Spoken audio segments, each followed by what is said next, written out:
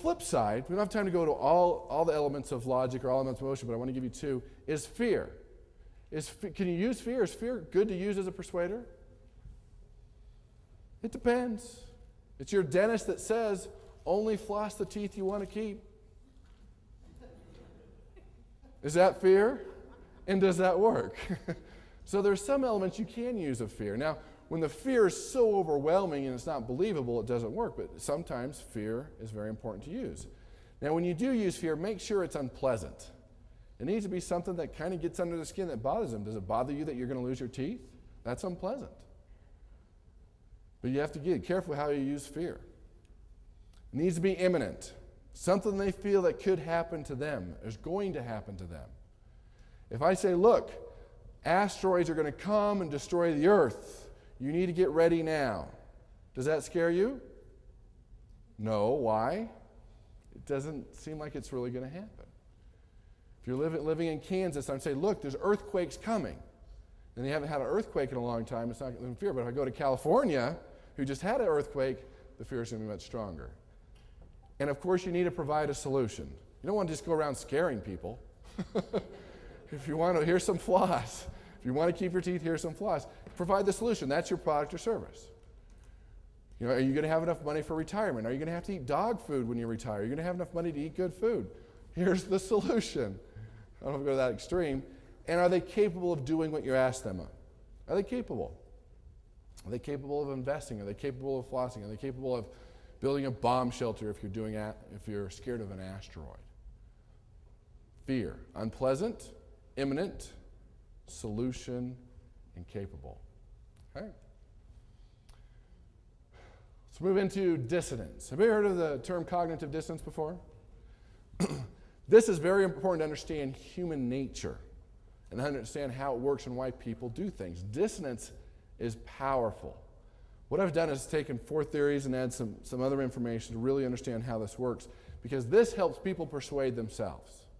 And this answers why people do strange things. In fact, have you ever caught somebody doing something they shouldn't be doing, and you called them on it and they got mad at you and attacked you? Has that ever happened to you? That's dissonance. Because we all have this rubber band inside us that when we're caught doing something we're not supposed to be doing, it stretches. And when you cut a tight rubber band, what happens? It goes after. So here's the thing. Your cognitions, the definition for a cognition, your beliefs, your attitudes, your thoughts, your commitments. Those are your cognitions. And so what it's saying is this, is that when you go against your beliefs, if you go against your thoughts, if you go against something you committed to, you feel awkward, there's a psychological tension, and it's very uncomfortable, and you can't live with it. You have to get rid of it. You have to attack somebody else. And I want to go through the steps, because as great persuaders, you're going to see these in the persuasion process. And as great persuaders, you're going to have to handle it before it happens. And I want to go through those today. That's dissonance. That rubber band stretches. I had some students on their own free will, I didn't tell them to do this, who wanted to do research. They realized that over 97% of the people believe it's important to wash your hands after you go to the restroom. Okay? Everyone believes it. Does everybody do it? So they're hiding out in a university bathroom. Again, I didn't tell them to do this. And it was amazing what they found out. Because when someone didn't wash their hand, they'd run after them and say, hey, you didn't wash your hands. Guess what happens? They attack them. Hey, you pervert, what were you watching me for? You know, and just go after them. Or they'd say something, oh, I did, you just didn't see me. Or they'd invent something like, well, I'm not eating lunch right now. You're only supposed to wash just before meals, right? And then we had one say, well, my professor said germs are so strong it didn't matter, you didn't need to wash your hands anymore.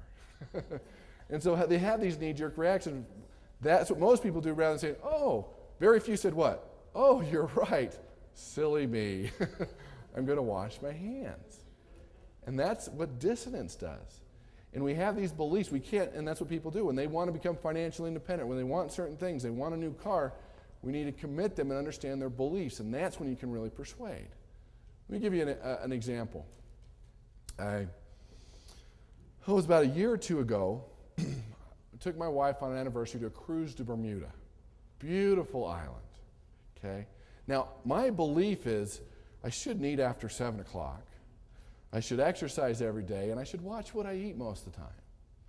Now, all of a sudden, I'm going on a cruise, and what happens to that belief? Woo! But I can't live with that. Rubber band. So what am I doing? What do I say before the cruise?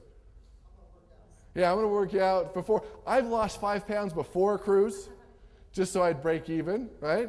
That's one. What's another way? Well, on vacation, I paid for it. Well, food will go to waste if I don't eat it.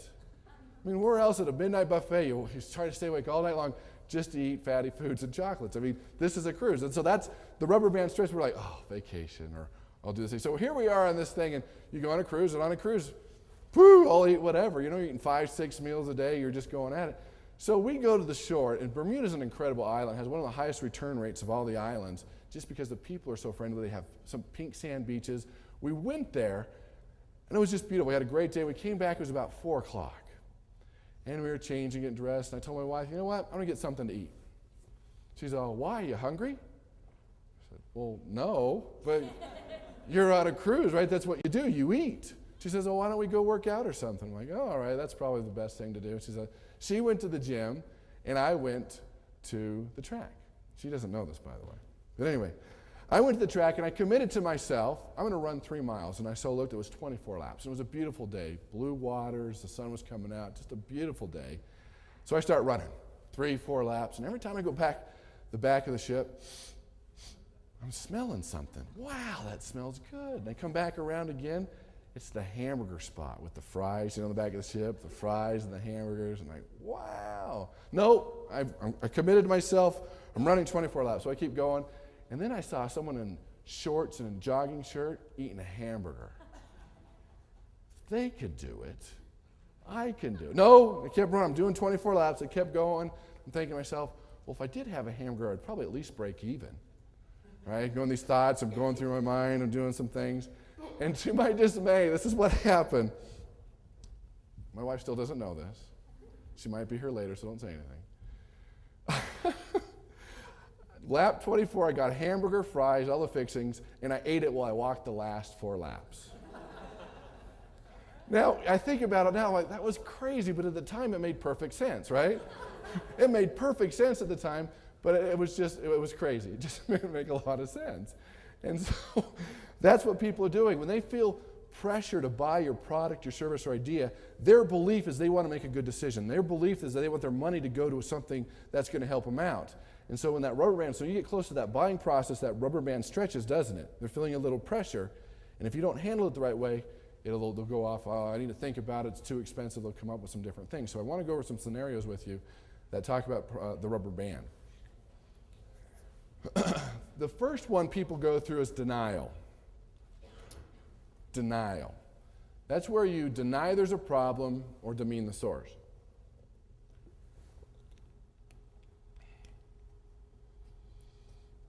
Deny there's a problem or demean the source.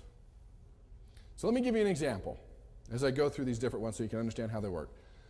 Let's say you've been eating some of the finer foods of life and you go to the doctor for that annual checkup and the doctor says, you know what, we did the full blood work, we've taken a look at yourself, you need to cut back on some food, you need to go on a diet. I want you to commit to me right now that you will no longer eat fatty foods.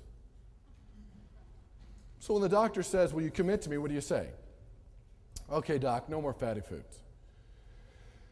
And so you go on 2 weeks, 3 weeks go by, and you had one of those days, your battery's drained, negative emotions, you've had a bad day, you go home, nobody's there, you open up the fridge, nothing's there, you open up the freezer, the light comes on, there it is in the back, glistening, a pint of Ben & Jerry's ice cream, and it's calling your name. It looks so good. What flavor is it? What's the best flavor? Cherry Garcia. So you know, and you're reaching for it, and what happens? You committed to the doctor, that is, you keep your commitments, that's your belief, your rubber band stretches, you can't live with yourself, and then you go to the denial phase, where you deny there's a problem, you demean the source. That doctor doesn't know what he's talking about. He's kind of fat himself. Who is he to tell me I can't have ice cream? He's a chunky monkey himself. He doesn't know what's going on. You feel better and you're eating your ice cream. You can't just eat it and not think about it, and that's what people are doing with your product or service. The next is the reframe. That's where you reinterpret the meaning. You change the meaning just enough so it fits in your world. The reframe. That's where you say, well, what the doctor really meant was burgers and fries. That's bad fat. This is milk. Milk's good for you. I grew up with milk. Milk fat's not bad. This is good. My mom gave me milk. You do it and you feel good about eating the ice cream.